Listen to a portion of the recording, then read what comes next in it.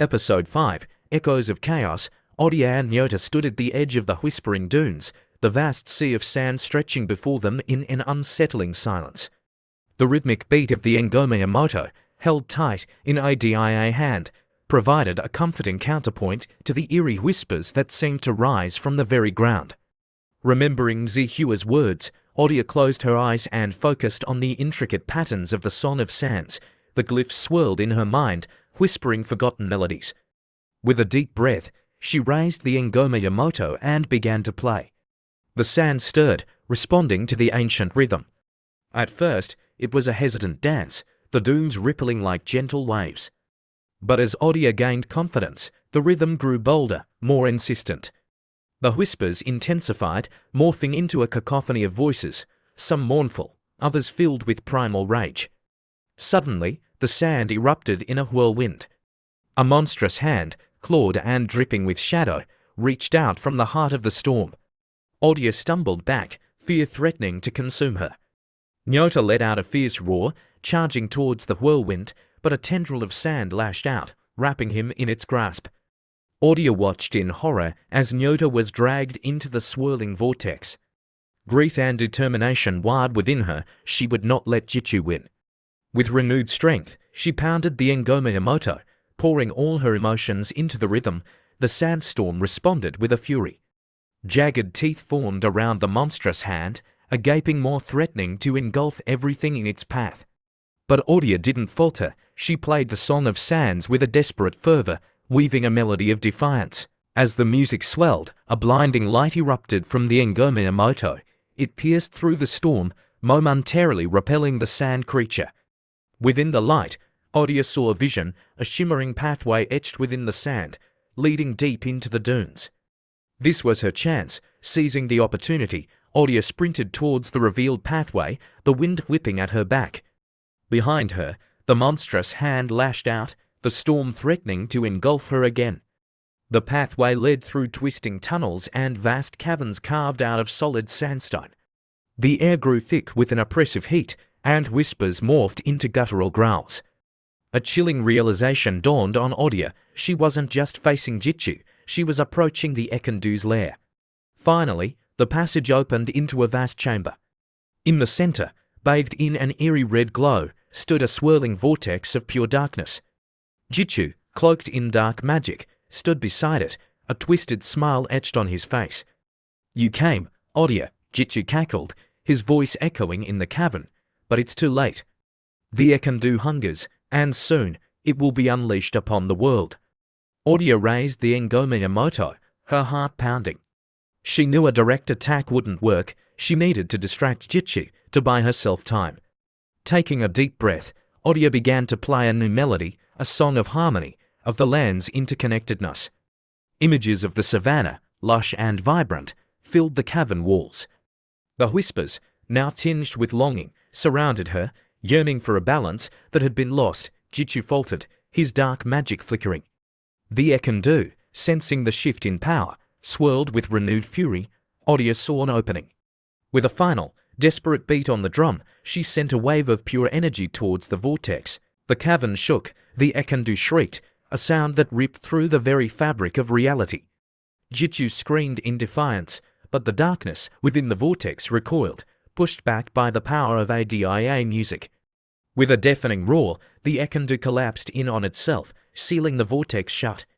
Silence descended upon the chamber, heavy and oppressive. Jitchu, his dark magic spent, stumbled back, defeated. Adia stood panting, the ngoma Moto humming in her hand. Moto, freed from the sand's grasp, emerged from the shadows, letting out a triumphant roar.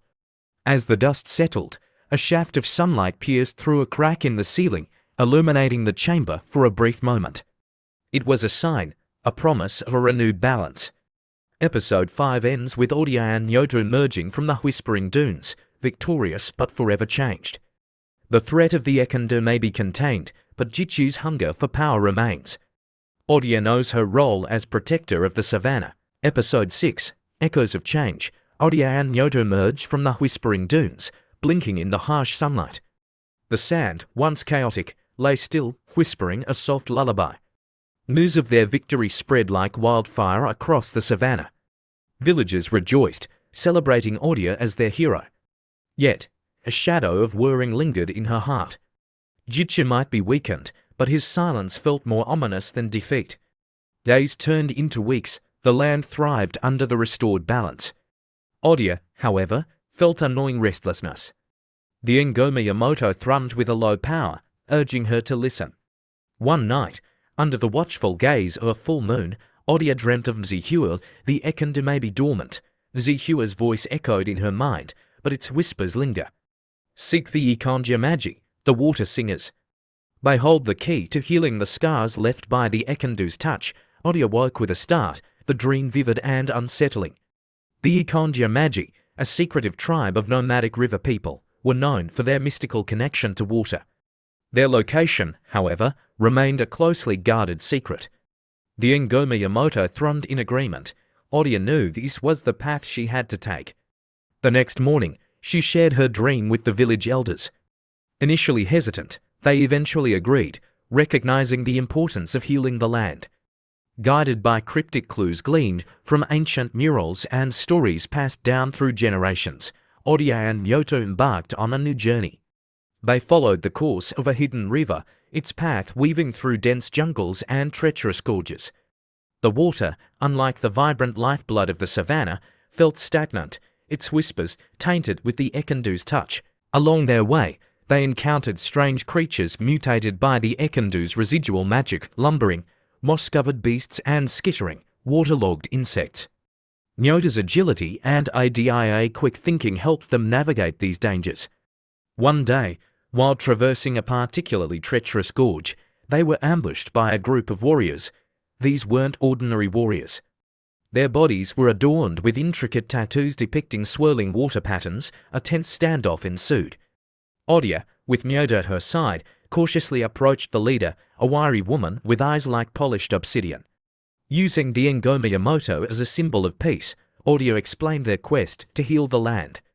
The leader, who introduced herself as Momo, listened intently. She revealed that the Ikonja Magi had felt the Ekendu's touch and were struggling to restore balance to their waterways. Impressed by Adia's courage and the Ngoma Moto's power, Momo agreed to guide them to the tribe's hidden village. Episode 7, Song of the Flowing Waters. Adia and Moto, guided by Momo, stepped through the cascading curtain of water into a hidden paradise. Lush vegetation thrived alongside a shimmering river, its water clear and vibrant, a stark contrast to the stagnant waters they'd encountered on their journey. Here, nestled amidst the foliage, lay the village of the Ikonja Magi. The villagers, adorned with flowing clothes and intricate body paint depicting aquatic creatures, eyed Adia with a mix of curiosity and apprehension. Momo introduced Adia, explaining their quest and the Ngoma Moto's power. The village elder, a wizened woman with eyes the colour of rushing rivers, listened patiently. The Ekendu's touch has poisoned our waters, the elder said, her voice like the gentle gurgle of a brook. Its whispers linger, corrupting the spirit of the flow. Adia felt a pang of responsibility. Jitsu's influence, it seemed, wasn't easily contained. The elder continued, the healing you seek lies not just in cleansing the water, but in restoring its connection to the land. Only then will the Ekendu's whispers be silenced. She revealed a sacred ritual, a song of purification that resonated with the spirit of the river. However, the ritual required a rare aquatic flower, the Mwezi Washington Magi moonflower of water, that bloomed only under a specific lunar alignment. The next bloom was days away. Adia, unwilling to wait, suggested using the Ngoma Moto to amplify the ritual. The elder hesitated, wary of foreign tools. However, Adia, with Moto by her side, demonstrated the drum's power, playing a melody that mimicked the rhythm of flowing water. The elder, recognizing the Ngoma Moto's potential to harmonize with the flow, finally agreed. Days were spent in preparation. Adia learned the water song from the Ikonja Magi, their voices harmonizing with the gurgling river. Moto, ever the loyal companion, kept watch and helped gather necessary materials. Finally, the night of the Mwezi Washington Magi bloom arrived. The air crackled with anticipation as the villagers gathered at the riverbank. Adia, holding the luminous flower aloft, felt a surge of energy flow through her. She began to play the water song on the ngoma Moto, its rhythm weaving with the Ikandya Magi's chanting. A mesmerizing light emanated from the Mwezi Washington Magi, amplifying the ngoma Moto's power. The river pulsed with the rhythm, waves rippling outwards, carrying the cleansing melody across the land. The villagers swayed, their voices rising in a crescendo of harmony. The air crackled with a strained energy as the Ekandu's whispers fought back. Shadows danced on the water's surface, but the combined force of the ritual and the ngoma Moto was too strong. With a final, ear-splitting wail, the whispers faded, leaving behind an ethereal silence. As dawn broke, painting the sky with vibrant hues, the villagers celebrated. The river sparkled, its waters cleansed and rejuvenated. Adia, hailed as a bridge between land and water, knew her journey wasn't over. Jitsu remained a threat, and the scars left by the Ekandu would need constant vigilance, but for now, there was peace. Adia and Nyota, with a newfound respect for the Ikandya Magi and their connection to water, bid farewell to the hidden village. They carried with them not just the knowledge of the water song, but a renewed sense of purpose to protect the delicate balance of the savannah and ensure the whispers of chaos never rose again.